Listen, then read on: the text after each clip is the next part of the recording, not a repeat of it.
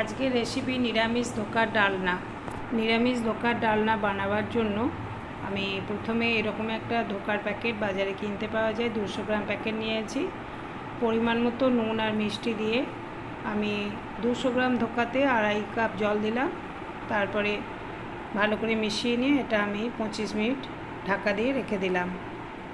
25 minute পর আমি ফিরে আসছি।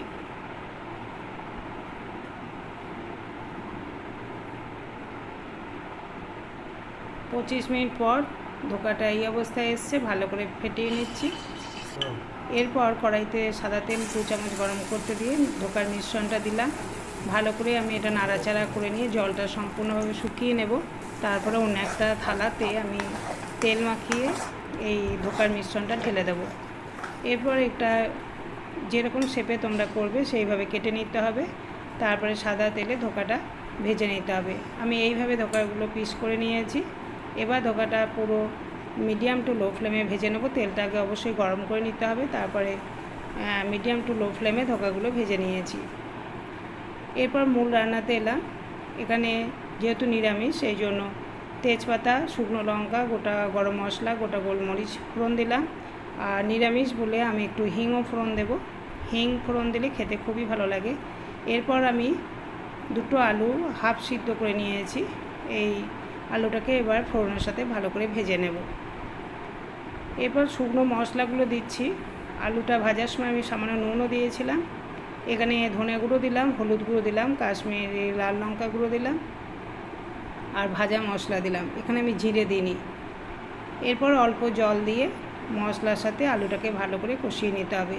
আমি ঢাকা চাপা দিয়ে মশলার সাথে আলুটা বেশ কিছুক্ষণ কষিয়ে নিলাম। তারপরে আমি 1 চামচ আদা বাটা দিলাম।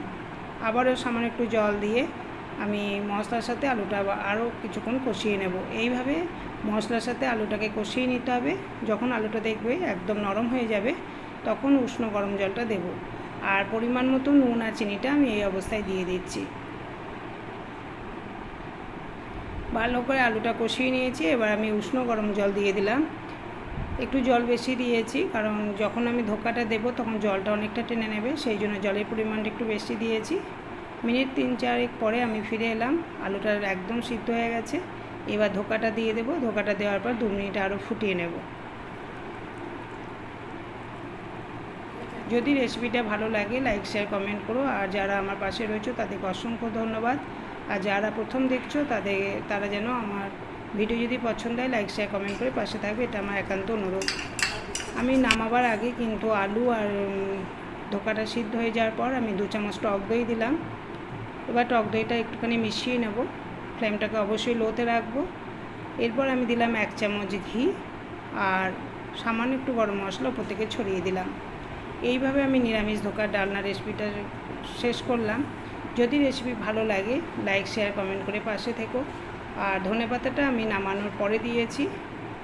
এটা নিরামিষ রেসিপি, খেতে অবশ্যই খুব ভালো হয়।